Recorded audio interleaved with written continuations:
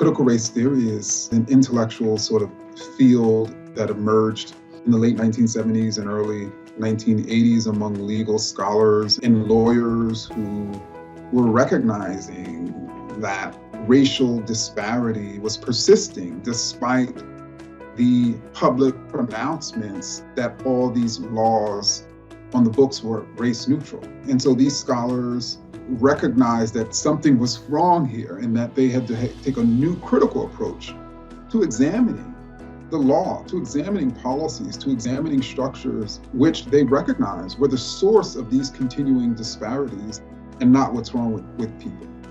And what are some misconceptions around critical race theory? Oh, there are many. That critical race theorists argue that white people are inherently evil. That's not true. That critical race theorists argue that everything and everyone is racist.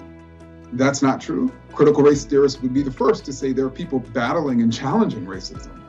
And then those are the people we should learn from. That people imagine that critical race theory is widely taught in schools. It's not even widely necessarily taught in law schools where it originated, where people want it to be taught, let alone in elementary schools. Another misnomer about critical race theory or even anti-racism is that it's anti-white or racist. And I don't think people realize that that is one of the oldest and most vile white supremacist talking points.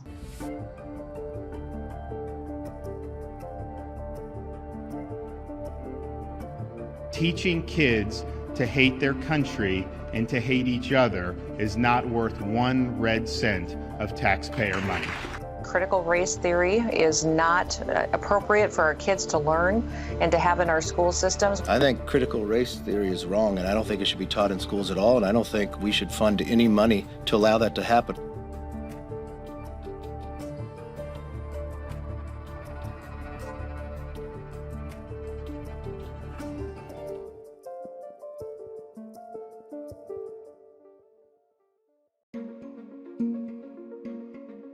When we think of racial inequality in this country, I think it's important for us to recognize that historically, we've been arguing over why that inequality exists.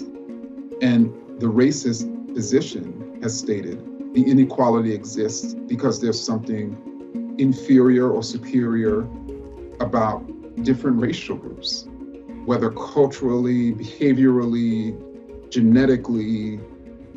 And the anti-racist position has largely stated that inequality is the result of policy and racist policy. So therefore, the problem isn't bad people, the problem is bad policy. And it's important, if we want to eliminate inequality, to identify those bad policies and replace them with the types of policies that can create equity and justice for all.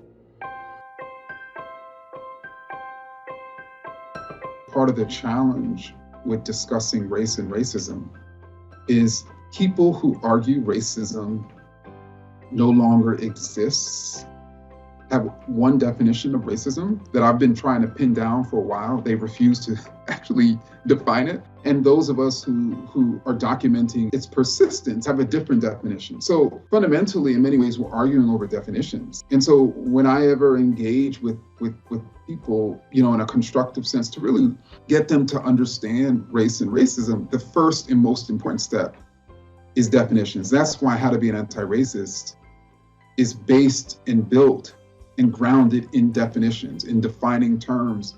And these aren't defining terms out of sort of thin air. We should be defining terms based on the evidence, based on scholarship, based on history, based on material reality.